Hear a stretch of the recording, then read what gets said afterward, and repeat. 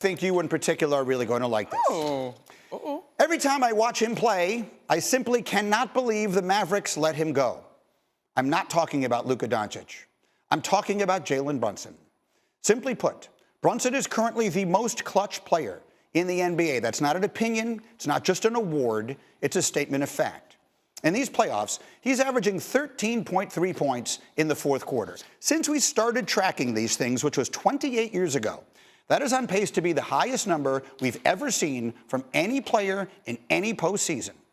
Drilling it down further, Brunson has scored 21 points in clutch time. That is the most of anyone in these playoffs, and that tracks because in last year's postseason, he had 19 more clutch points than anyone, and he did it in just 2 rounds.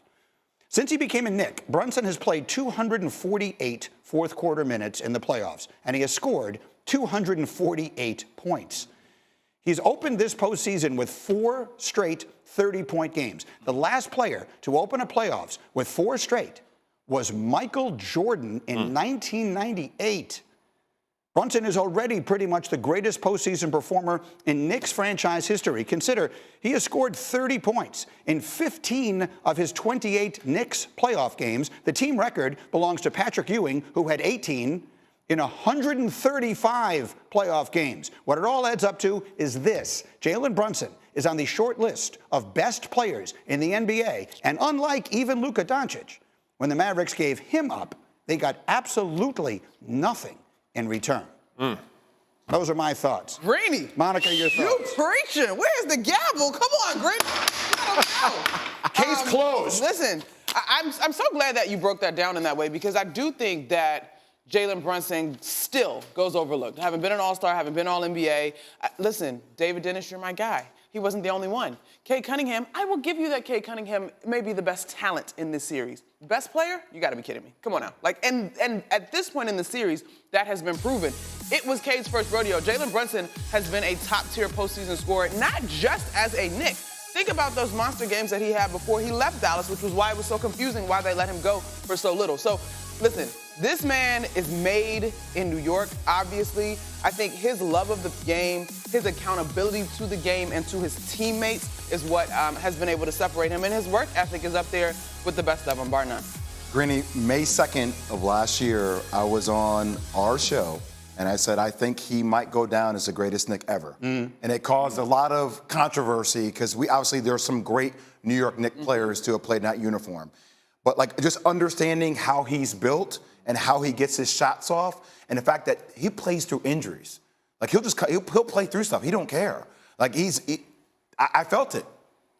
Yeah, he's all-around baller. I remember being in Chicago. His dad, Rick Brunson, was one of our assistant coaches. We'd have our 3-4-hour practice with Tibbs. Brunson would come over to the Berto, our practice site. He would practice 2 hours with his dad every day. To your point, he has the work ethic. He's a true baller. He wants this, and he plays through every single injury, holds himself accountable to represent his team, does a hell of a job. He's the most clutch player we got in the NBA. Yeah, and By the way, and that's great. And then they're going to be out next round. Relax, one thing at a time. going to be out when? Against the Celtics. They're gone. Okay, all right. They're gone. You're taking the Knicks? No, probably You're not. thinking about it? I don't think it's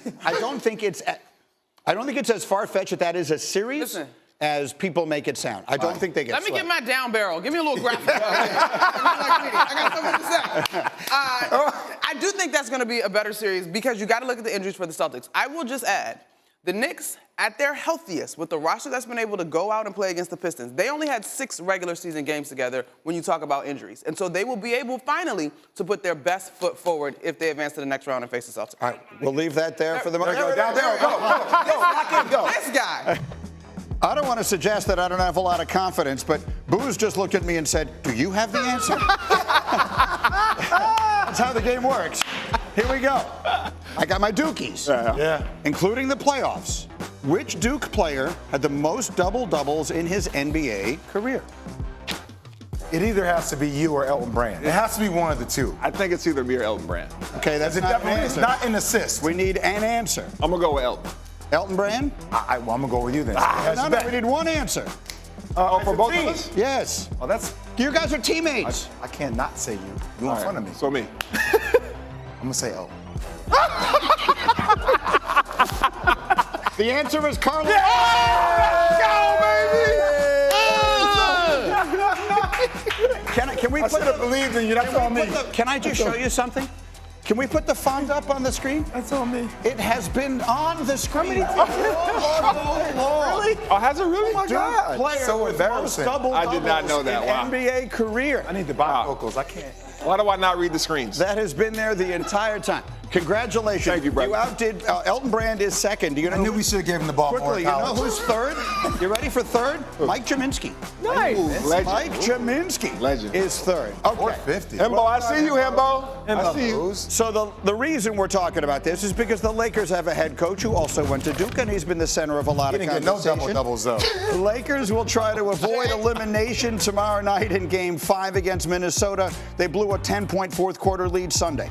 J.J. Redick receiving a fair amount of criticism for playing the same 5 players the entire second half, meaning no rest for anyone, including 40-year-old LeBron James. Kendrick Perkins had this to say about that. JJ, you mean to tell me the time that you went up 10 points that you couldn't find time to rest those guys and get those guys a breather?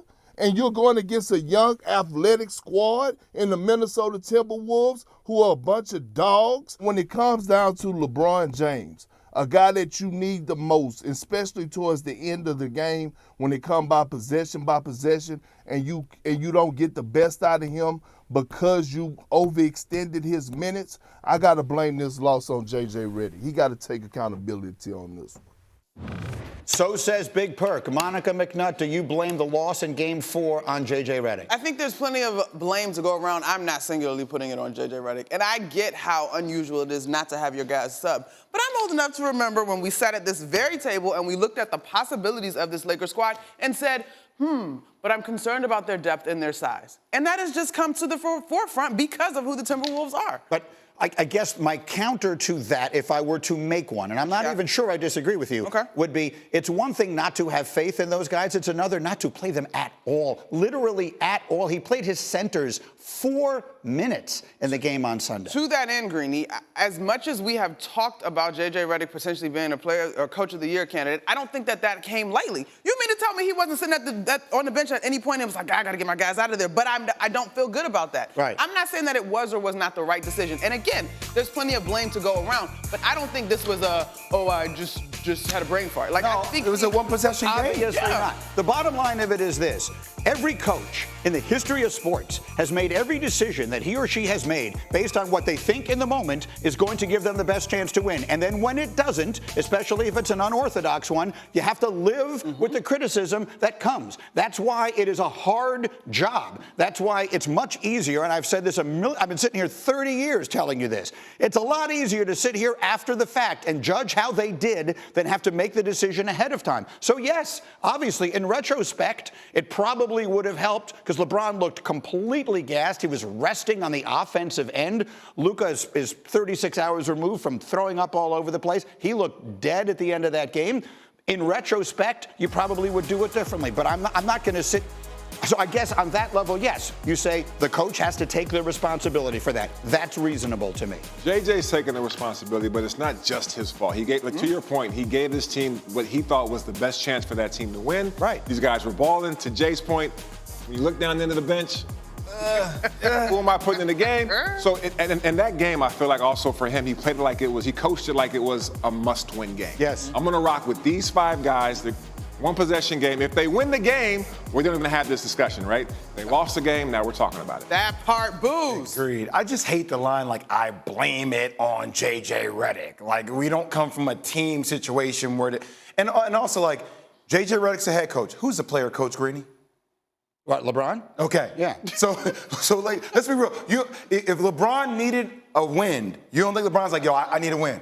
You're talking about one of the smartest players. We talked about Jimmy Butler and LeBron James this morning. You're talking about 2 of the smartest players in the game of basketball. LeBron James can get himself a quick win if he feels that gas or if he feels he's being a detriment to his team on the court. Yeah, it was anything but a detriment. There's a big difference between saying it's someone's fault they lost and saying someone has to take responsibility. You make decisions. Coaches this is their job. This is their lot in life. Greeny, we are saying this as if he goes to his bench and it's a guarantee. Like, there's still so many variables here. And when you look at the box score as far as the running score of the game, it's not as if there was a lead that was comfortable enough That 10-point lead was fragile at best, and ultimately they gave it up. So what are we saying? Like, you steal 2 minutes here for Luka, you steal 2 minutes here for LeBron, and you still catch an L? Like, okay, somebody still got to take the blame. And yes, and at that point, this is why it's such a hard job. If he had done that, we would have said he loses the game by taking LeBron out. He loses the game by taking Luka out. The coaches have to make the decisions ahead of time and live with the consequences. We have the luxury of seeing how it worked out and giving our opinion. I feel like we all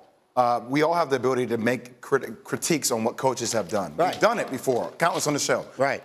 JJ Redick is in the room, in the locker room, on the court with all those players every single day. At some point, you have to trust your intuition and gut feeling as a head coach. JJ Redick is an awesome coach. Yeah. He's going to continue to get better at it. He's done an unbelievably good job. Yeah. There's nothing unreasonable about saying in the end he made an unconventional decision and it might have wound up costing them the game. Now, maybe they lose by more the other way. There's nothing wrong with saying it. Why are you looking at me like that? What's going on? Crying out loud. What people say to get clicks? I get it. It's turning a little gray. Give me a minute. When I come back, we're going to blame Luka. Okay?